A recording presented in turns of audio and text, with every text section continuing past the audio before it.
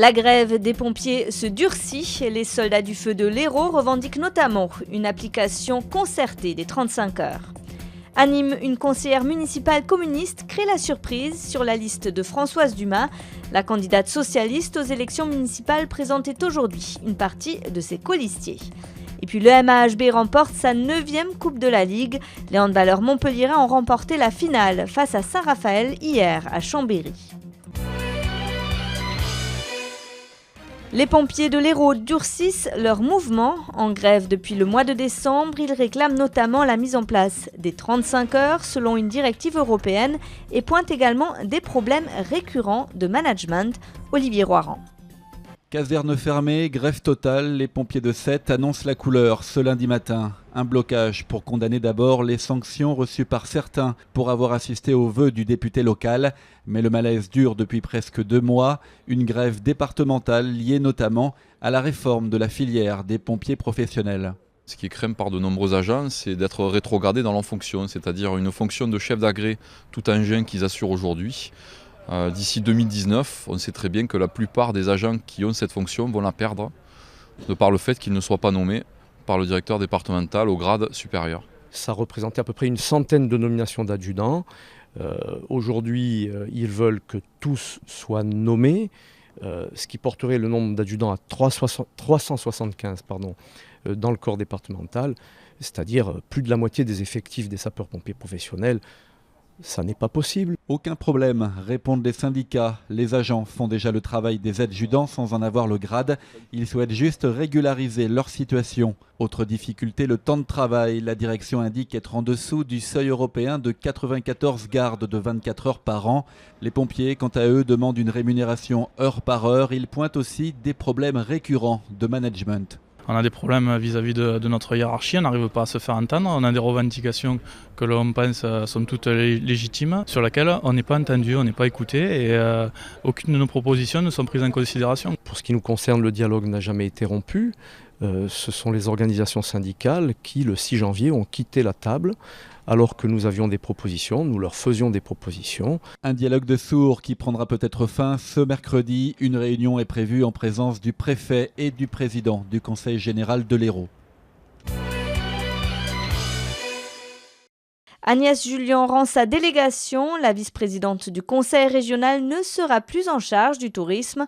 Avec son association apolitique Atout Béziers, elle rallie la liste de l'UMP Eliabou en vue des élections municipales à Béziers.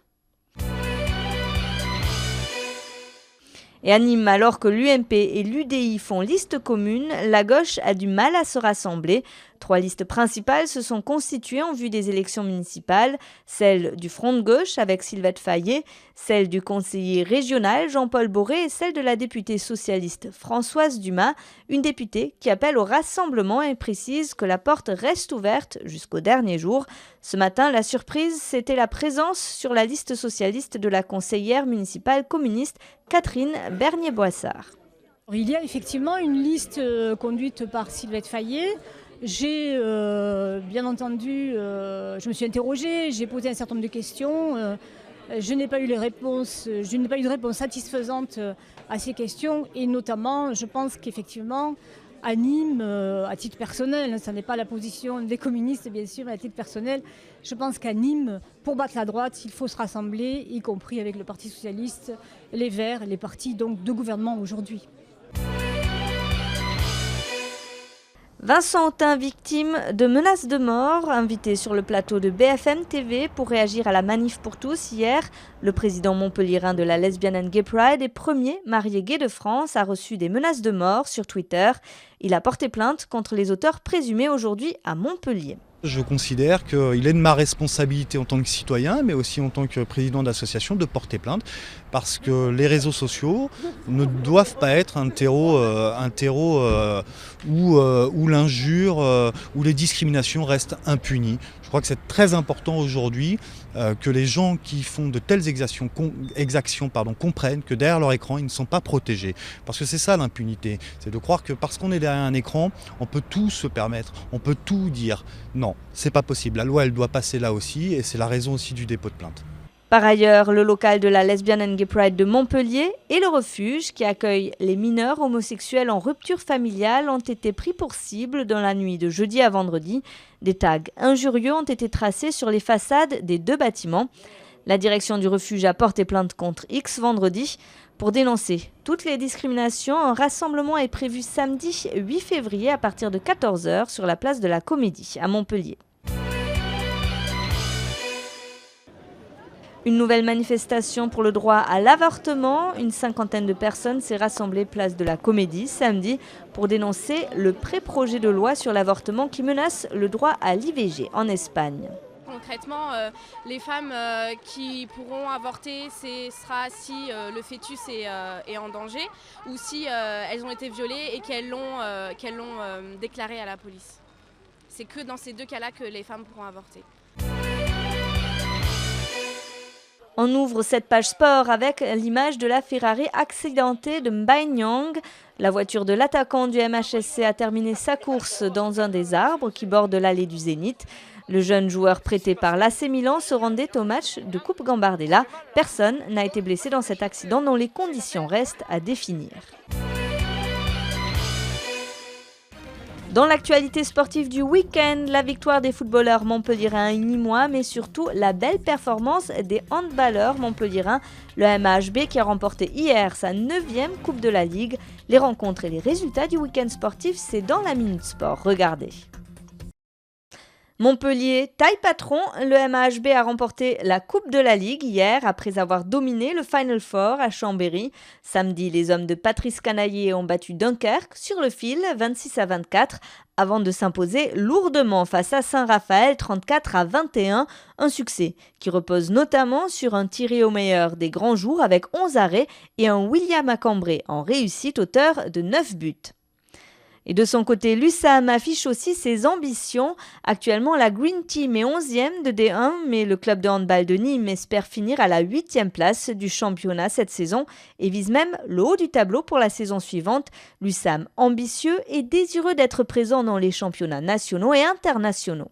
Les coupes sont des moyens déjà pour continuer à grandir, sont des moyens aussi pour obtenir des places européennes. Et l'USAM a été sorti là en Coupe de la Ligue contre le finaliste Saint-Raphaël. On a échoué de quelques buts chez eux en Coupe de la Ligue, ce qui veut dire qu'avec des renforts et avec une maturité d'équipe qui continue à grandir, on aura la possibilité d'aller jouer des coupes jusqu'au bout. Le MHSC version 2014 a encore frappé. Les footballeurs montpelliérains sont allés battre Reims, le 5e du championnat, 4-2. C'est la 4e victoire consécutive des hommes de Roland Courbis. Depuis l'arrivée du coach, l'équipe est littéralement transformée, même si le MHSC pointe toujours à la 14e place de Ligue 1. En Ligue 2, le Nîmes Olympique a largement dominé Tours 3-0 vendredi au Stade des Costières. Une victoire qui permet aux Crocos de se sortir de la zone rouge et de remonter à la 16e place du classement. Nîmes qui se déplace au Havre vendredi soir pour le compte de la 23e journée du championnat. Rien ne va plus, en revanche, pour les volleyeurs de Montpellier qui n'ont toujours pas gagné de match en 2014. Le Mavuc battu 3-7-2 sur son parquet samedi soir par Toulouse. Les hommes de Philippe Blain en manque de succès pointent à la 9e place du classement. Et c'est parti pour l'Open Sud de France. Jusqu'à dimanche, l'Arena de Montpellier accueille la compétition de tennis avec pour tête de série Richard Gasquet suivi de Gilles Simon. Cet après-midi, le Français Marc Jiquel, 127e mondial, s'est qualifié pour le tableau final en battant l'Américain Austin Krajicek. Une victoire en 2-7, 6-3, 6-2. TV Sud est sur place pour vous faire vivre l'ambiance de l'Open Sud de France au quotidien. On referme ce journal avec les cartels de la Feria d'Istres. Roselito José Miguel Arroyo, le torero madrilène, va sortir de sa retraite l'espace d'une journée pour donner l'alternative au jeune biterrois Cayetano Ortiz le 15 juin prochain. C'est l'événement de cette feria dont l'affiche a été dévoilée vendredi soir aux arènes du Palio. Elle se tiendra du 13 au 15 juin et verra également la présentation d'une autre grande star de la tauromachie, Enrique Ponce, aux côtés de Juan Bautista.